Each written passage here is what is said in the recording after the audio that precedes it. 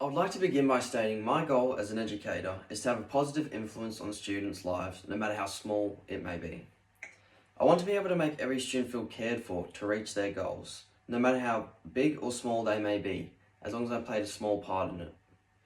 I want to create a safe environment where students can feel valued and cared for while having the ability to challenge mythical norms and stereotypes without feeling judged but praised. Implementing critical thinking will be crucial in my desired approach, as it provides students with the capacity to construct insightful, new knowledge, understandings, hypotheses, and beliefs. This pedagogical approach will help get the best out of my students as they develop not just as students, but as people. First question, please.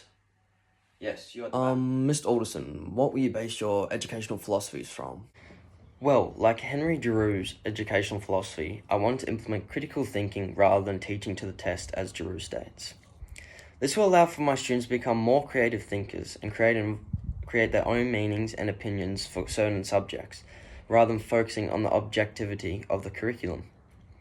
This will allow for students to develop as humans and not just as students out of school, because let's face it, they're not going to be in school forever.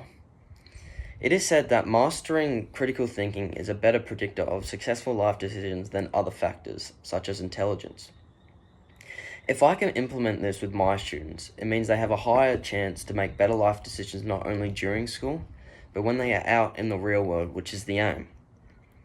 This pedagogical approach then relates to socialization and thinking about your place in society and what that looks like after school. While implementing this, I will also use Dr. Nell Nodding's approach of caring for students and their individual growth. This feeling of knowing you are cared for as a student will be a useful pedagogy as a teacher, as it is seen to benefit all students regardless of diversities, creating this safe environment. This act of caring could increase student participation, aligning with APST Standard 4.1, as they know they are cared for and will not be judged for trying.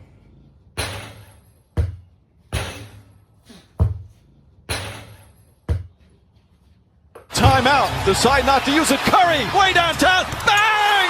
Bang! Oh, what a shot from Curry! On to the next question. Yes, Mr. Alderson, what strategies will you use to implement this in your classroom? When I think about the best teachers I had in school, they all had similar strategies to create a safe environment and allow students to critically think. They always related content to the real world and how certain topics we were covering could relate to you. This allowed students to engage more with the content while giving more opportunities to critically think based on real-world possibilities. I'll use these type of strategies while implementing my own, like looking at how I can implement critical thinking into content at the start of the year and introducing the concept to students at the first week of school. This will allow for students to gain knowledge on critical thinking and think about how critical thinking can be used both in and out of school. I'll make sure every student feels known, needed, and cared for by greeting them and engaging with their lives so they know that someone cares about them, to get the best out of them every day and allow them to grow as a person. I want my students to participate and engage in expanding their social and emotional knowledge in my classroom, knowing that I want what is best for them and their future. Lastly, I'll leave you with a quote from the great Albert Einstein that resonated with me and my personal education philosophy. Education is not the learning of facts, but the training of the mind to think. Thanks for watching.